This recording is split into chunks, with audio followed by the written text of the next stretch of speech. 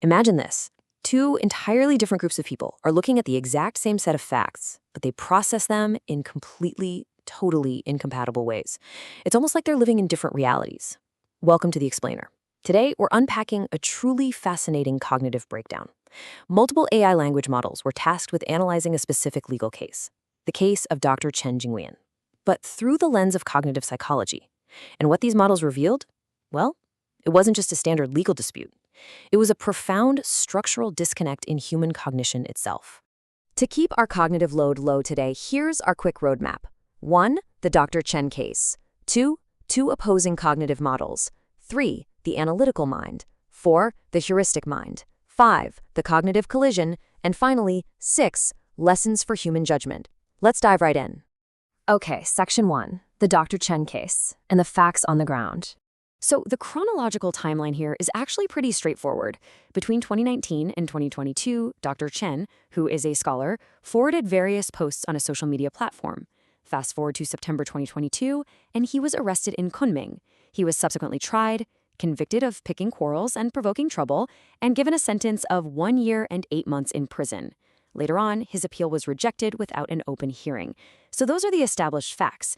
Now let's get into the really interesting part, the psychology behind how these exact same facts were interpreted. Moving on to Section 2, two opposing cognitive models, System 1 versus System 2. Now, the AI analysis highlights a massive structural disconnect here. It's a textbook clash between two totally different ways of thinking.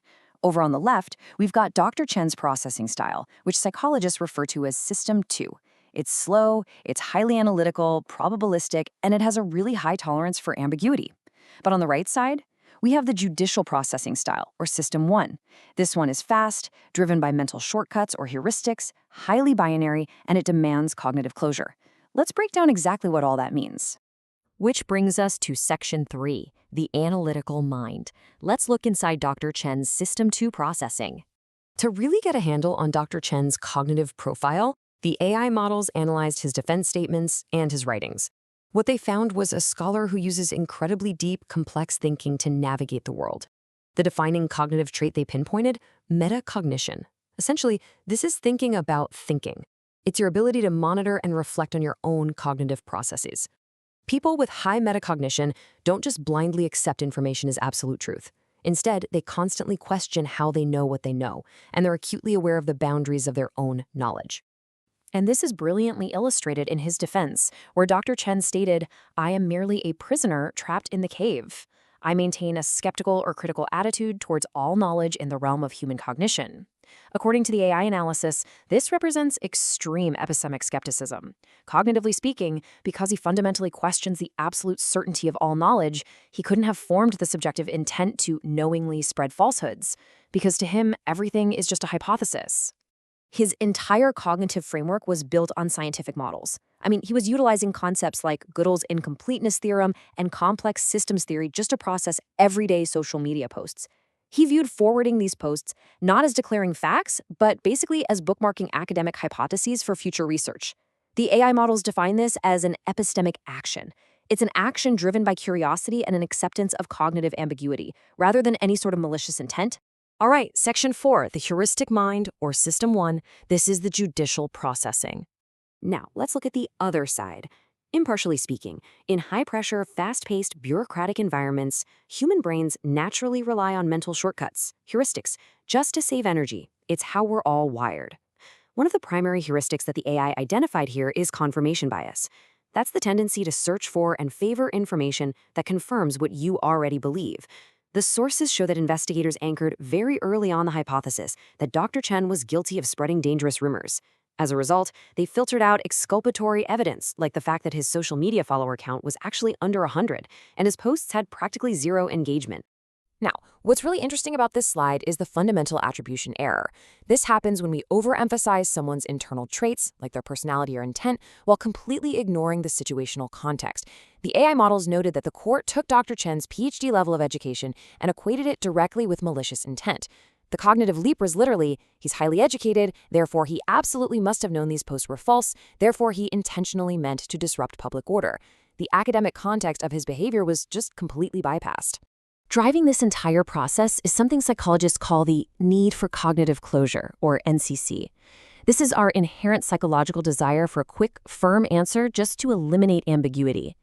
Think about it. A judicial system inherently requires a rapid, binary classification. It has to be guilty or not guilty. The AI analysis points out that the system simply couldn't tolerate the scientific ambiguity that Dr. Chen's System 2 mind was operating in.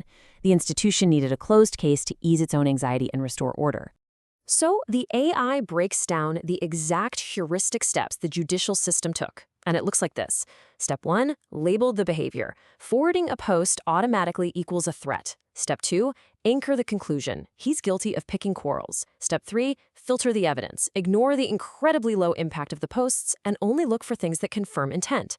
What we're seeing here is the complete, almost automated execution of a System 1 cognitive process. Section 5, the cognitive collision. This explores what happens when these two worlds clash. So the crucial point here is the climax of the AI analysis. What actually happens when a highly open System 2 interacts directly with a closed System 1? Well, take a look at this table. It shows how the exact same facts were translated in completely incompatible ways. For Dr. Chen, forwarding a post meant bookmarking it for research, but for the judicial system, it meant a malicious intent to spread rumors. Dr. Chen saw his doubt and skepticism as intellectual humility. The court saw it as a stubborn refusal to admit guilt. To him, his high education meant he had the capacity for deep processing. To the system, it was definitive proof that he, knowingly, spread falsehoods. And their internal models of how information actually spreads, totally incompatible too. Dr. Chen was looking at things through the lens of complex network topology. He knew that a minor node with barely 100 followers causes absolutely zero cascade effect. It's just a drop in the ocean. But the judicial model relied on strict linear causality, believing that simply forwarding a post directly and immediately causes severe public disorder. The AI models identify this as a complete failure of theory of mind between the two sides. Neither side could even begin to comprehend how the other was thinking. To put this into perspective, the AI used signal detection theory. Basically, if a system has an incredibly low threshold for perceiving threats, it's going to take harmless background noise and register it as a massive false alarm. Because the overall institutional anxiety was so high, a practically invisible social media account was suddenly perceived as a systemic threat. Let's move to Section 6, Lessons for Human Judgment and the Invisible Power of Bias. Let's see how this all builds together, because this psychological breakdown matters immensely for all types of institutional design. The core takeaways from the AI models are clear. First, this clash is a structural cognitive failure, not just a simple dispute over the facts. Second, high-stress environments will always compress cognitive diversity, forcing people into rigid heuristics. Third, and this is absolutely crucial, institutions need built-in de-biasing protocols to intentionally activate System 2 thinking. True rationality requires us to actually understand our own cognitive limits. We have to build institutions that can handle cognitive diversity, rather than just punishing it. As the AI analysis summarized, using a core principle of cognitive psychology, understanding human error is the first step to protecting humanity. I love this quote because it injects a real sense of intellectual empathy into the whole situation. Serious errors in judgment often don't stem from malice, they stem from the invisible architecture of our own minds. Which leaves us with this final thought. We've just seen how an unseen structural disconnect can completely alter the reality of a situation. So what happens when our institutions fail to recognize their own cognitive biases? Thank you for joining me for this explainer, and remember to keep questioning how you process the world around you.